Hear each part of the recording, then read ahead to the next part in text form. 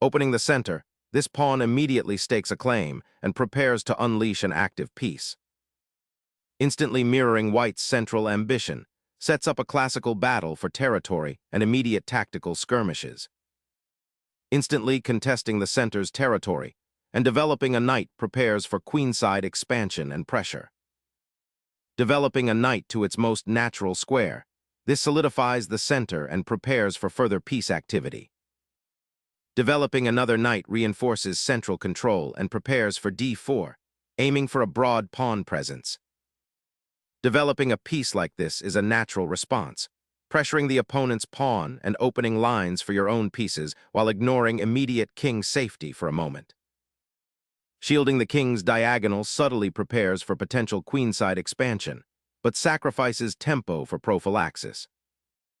Developing the bishop to b4 pierces the center's equilibrium, eyeing the knight and hinting at potential disruptions. Developing the bishop to a more active diagonal, this prepares to castle and adds pressure to black's queenside. Securing the king's safety is paramount, and this prompt castling efficiently tucks the monarch away behind a pawn shield, ready for the coming middle game struggle. Securing the king into safety is a sensible priority, consolidating white's position while inviting black to reveal their intentions with the pieces still on their starting ranks. Paving the way for the d-pawn's advance, this piece relocates to support a potential kingside pawn storm and to free the f8 square, preparing for future kingside operations or simply developing the rook to a more active file should the center open. Initiating the central pawn advance is a natural reaction to black's passive rook development, aiming to break open lines and potentially exploit the misplaced dark-squared bishop. The bishop strategically retreats, seeking a safer diagonal and preparing to redeploy. Asserting a foothold on the queenside with a pawn push, white aims to disrupt black's bishop's comfortable diagonal and potentially gain queenside space, preventing any immediate b5 expansion. Reinforcing the center, this pawn advance prepares to challenge white's central pawn and opens lines for the bishop, aiming for more active piece play while considering potential pawn breaks later in the game.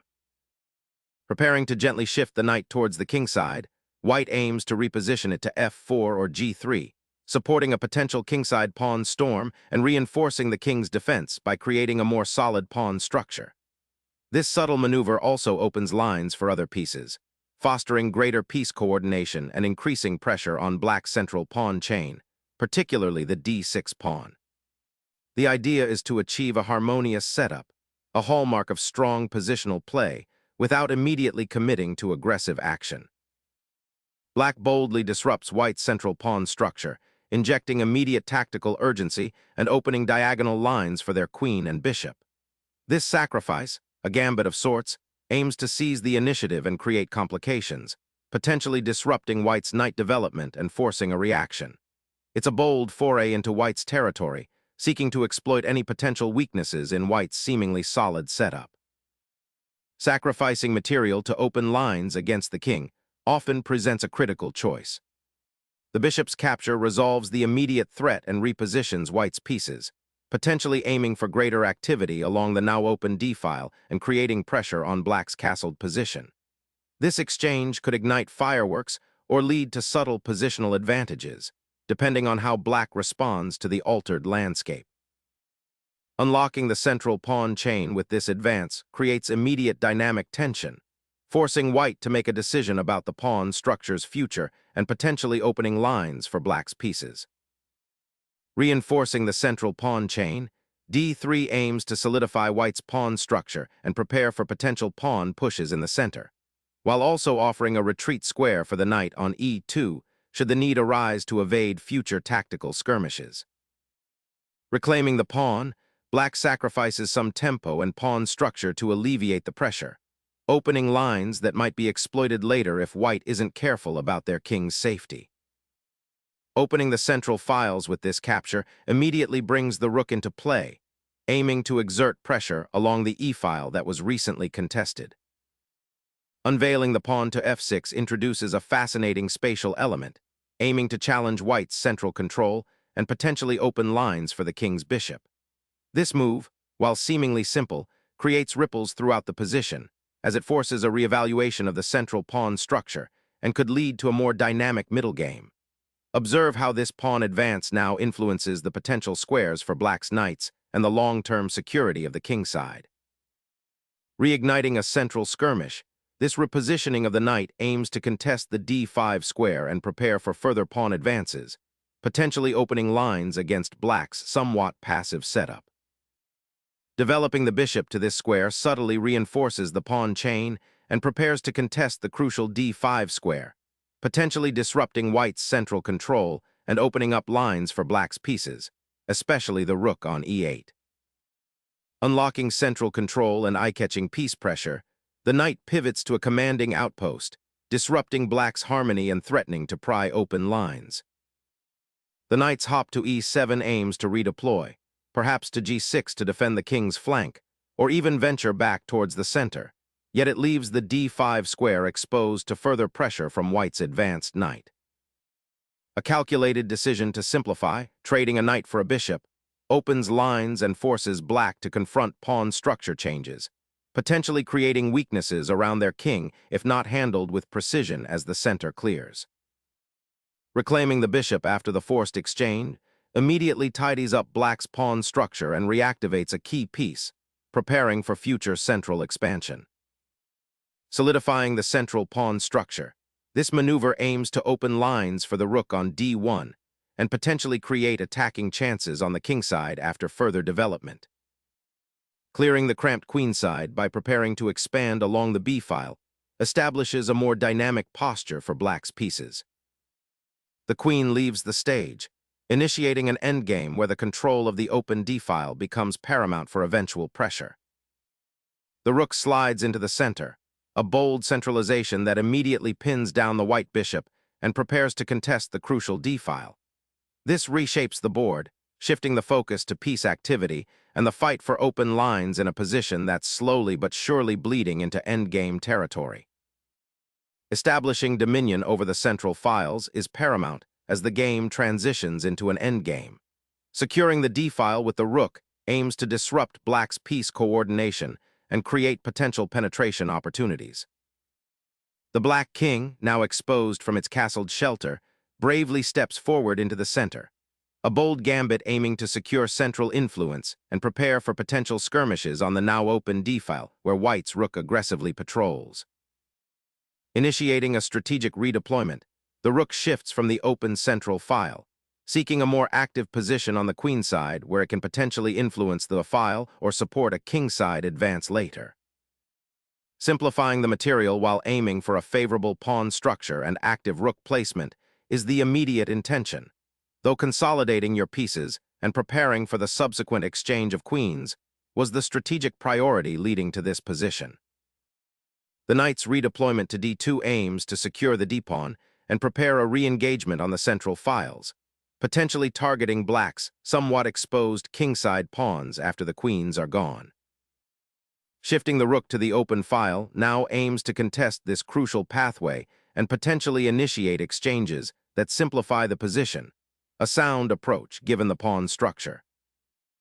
Unlocking the light-squared bishop's diagonal with the king's repositioning prepares for potential advances on the kingside and reinforces control over the central squares. Probing for queenside expansion, this pawn advance aims to destabilize white's pawn structure and potentially create a hook for future advances, while simultaneously freeing the c8 square for piece redeployment. Focusing on the king's immediate safety and preparation for a potential endgame maneuver, this regal repositioning aims to shelter the monarch from any lurking pawn advances or open files that might develop, while simultaneously opening avenues for potential rook activity on the central files should they clear. Solidifying the kingside pawn structure to prevent any unwelcome incursions from white's knight or bishop is a reasonable defensive consideration, albeit a somewhat passive one that concedes further kingside space.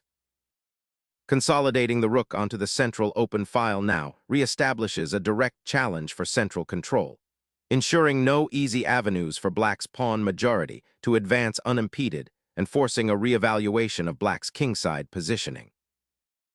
Establishing a pawn chain along the queenside, black aims to create a solid defensive structure and potentially launch a counterattack on that flank, simultaneously restricting white's minor pieces and preparing to support a pawn advance.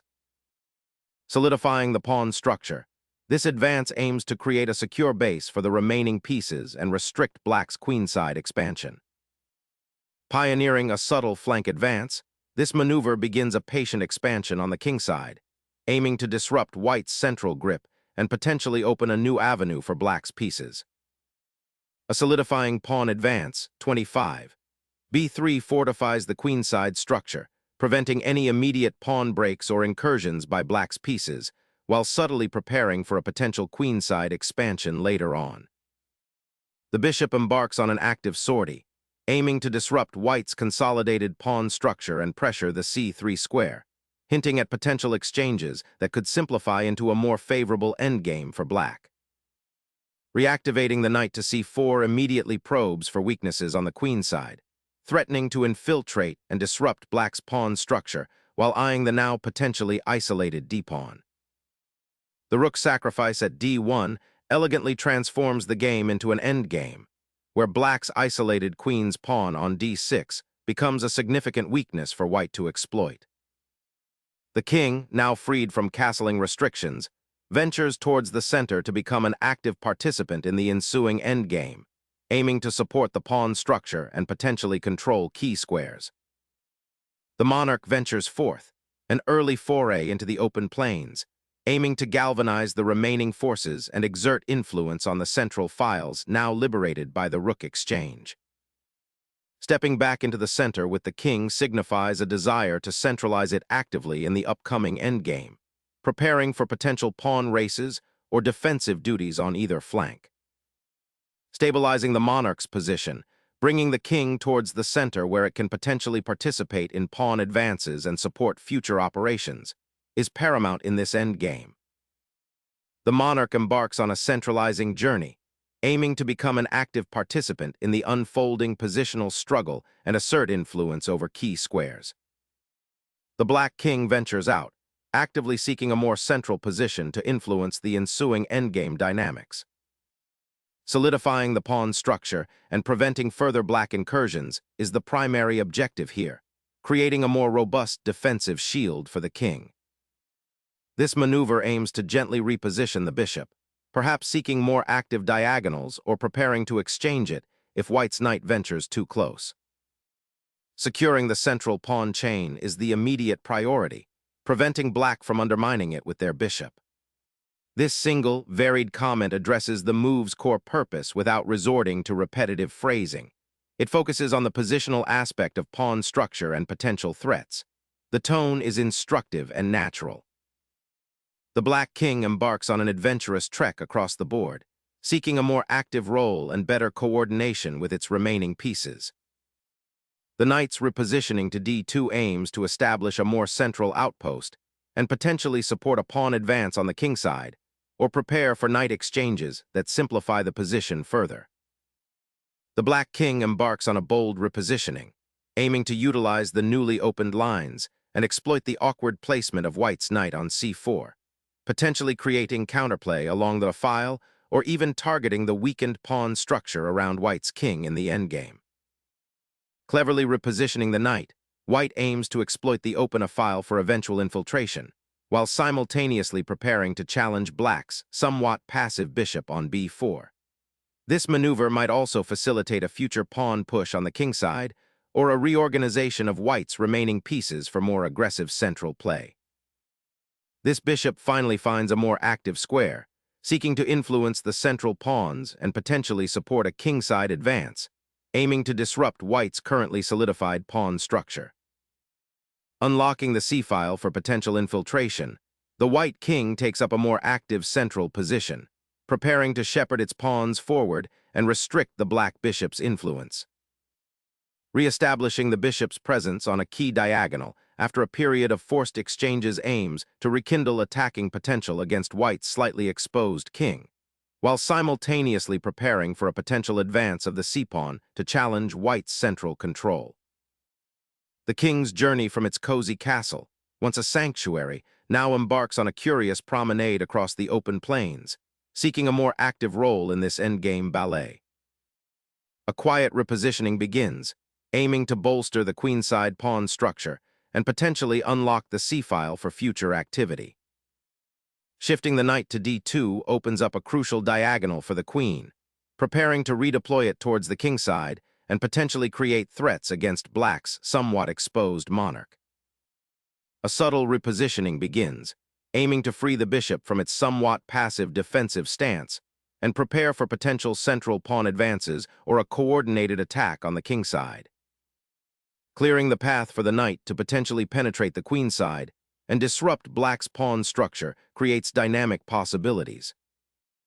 Suddenly, the bishop vacates its cozy outpost on the queenside, potentially seeking more active diagonals now that the enemy knight has retreated from the critical c4 square, aiming to disrupt white's burgeoning pawn structure on the queenside. Re-establishing the knight's presence on its original square feels like a strategic reset, aiming to redeploy it to a more active outpost, perhaps f2 to support potential pawn advances or c3 to control key central squares. Challenging the pawn chain and attempting to inject life into a somewhat static position by opening the f-file. The knight's journey to c3 re-engages the central fight, aiming to solidify control over the d5 square and potentially support a future pawn push on the queenside, while also offering a crucial defensive reinforcement against black's expanding kingside presence. Unleashing the pawn storm in the center, f4 aims to disrupt white's pawn chain and create dynamic counterplay, but it also opens avenues for white's knights, particularly around the kingside, potentially leading to sharp tactical exchanges. Activating the bishop towards the queenside pawn chain offers a crucial defensive posture and prepares for potential counterplay. The advance of the g-pawn to g5 aims to disrupt white's king's safety, creating potential weaknesses that can be exploited later in the game. A knight's journey across the board begins, aiming to disrupt black's central pawn mass and potentially secure a more active outpost on the queenside, while simultaneously preparing for a future advance or defense on the kingside. The bishop now anchors itself on d6, aiming to disrupt white's pawn structure and prepare a potential kingside pawn advance. Navigating the cramped queenside, the knight hops to c1, a seemingly passive repositioning that aims to bolster the kingside defense and perhaps prepare for a future advance, or to simply avoid being exchanged off. Unleashing a pawn storm on the queenside, black aims to disrupt white's king safety and create imbalances. Opening up the c-file presents a calculated risk, hoping to disrupt black's pawns while potentially exposing your own king to counterplay along that newly created open corridor. Careful maneuvering will be paramount. The bishop now retreats, offering a brief respite and reassessing its position after the pawn advances on the queenside. Securing the king's central outpost creates a solid foundation for further maneuvering, preparing to potentially exploit weaknesses on the queenside or reinforce the kingside. Unleashing the pawn storm on the kingside promises aggressive expansion, aiming to shatter white's defensive structure and create attacking chances against the king, while potentially overextending if not supported. Opening the h-file now grants striking potential against black's king, but be mindful of the adjacent pawn storm black is building. A sudden breakthrough on the queenside could prove decisive. Unleashing the pawn opens a critical diagonal for the bishop, aiming to disrupt white's kingside pawn structure and potentially create a passed pawn down the h-file. Initiating a pawn lever on the queenside, with this knight repositioning aims to disrupt black's pawn structure and potentially open lines for eventual endgame play. Unleashing the pawn to the 6th rank after its long journey from the 2nd injects dynamism into the position, aiming to disrupt white's central control and potentially open lines for the queen. Unlocking the knight's potential requires repositioning. B aims to redeploy it to a more active square, perhaps d3 or c2, to support the pawn chain and influence the center, while also potentially freeing the bishop's diagonal. Embracing the inevitable pawn structure shift, black opens a pathway for their remaining minor piece, potentially activating it on the now compromised kingside or seeking influence in the center's vacuum. This pawn push fundamentally alters the structure, opening a file for your rook while simultaneously creating a potential weakness on the light squares around your king. The black bishop, having completed its circuitous journey and now freed from its pawn chain, aims to influence the central squares and potentially support a pawn advance, though its positioning on f7 also suggests a defensive posture, guarding against any immediate breakthroughs from white's knight. Securing the bishop's advance and activating the d-file is a prudent choice, setting the stage for potential advances on the kingside and opening new avenues of attack. The bishop's journey to h5 aims to disrupt white's pawn structure and create attacking potential on the kingside, potentially eyeing squares like g4 or f3 if white's pieces become uncoordinated. Reclaiming the f3 square offers a defensive retreat for the knight and prepares for a potential regrouping, though it sacrifices the initiative gained by black's pawn push. Unshackling the bishop from its defensive post allows it to eye the central weakness created by white's pawn push. Navigating towards a more favorable square, the knight repositions, eyeing the central pawns and preparing to support a potential queenside expansion. Black's bishop finally finds a more active diagonal, swinging over to attack white's pawn chain and potentially disrupt the coordination of white's remaining pieces. Seizing the initiative, the knight leaps forward to disrupt black's advanced pawn structure, creating immediate threats and forcing a reaction. The recapture of the pawn fundamentally alters the material balance, opening up a direct path for the white bishop to exert pressure on the black kingside. The white king bravely ventures forward, seeking to exploit black's somewhat scattered pawns and potentially create a passed pawn on the kingside. The unleashed black pawn, no longer tethered by its allies on the third rank, lunges forward, dramatically disrupting the anticipated pawn structure and forcing white to confront immediate threats. Unleashing the bishop to support the f-pawn's advance, aiming to create passed pawns or at least disrupt black's structure with the coming pawn storm, while simultaneously preparing to contest the critical central squares. Sensing an opportunity, black's bishop abandons its guard duty on the kingside to instead occupy a central outpost, a bold maneuver aiming to disrupt white's pawn structure and gain greater influence over the critical d-file. Capturing the pawn opens a critical diagonal, potentially activating the queen's bishop and creating new attacking pathways towards black's now exposed king. Capturing the pawn significantly opens up the board, exposing your king to potential attacks from white's centralized pieces and creating more dynamic possibilities down the file. King's repositioning aims to consolidate the pawn structure and prepare for potential pawn pushes while keeping an eye on the vulnerable black king. A surprising tactical thrust, shattering the current pawn structure and aiming to expose the opposing king by forcing its capture.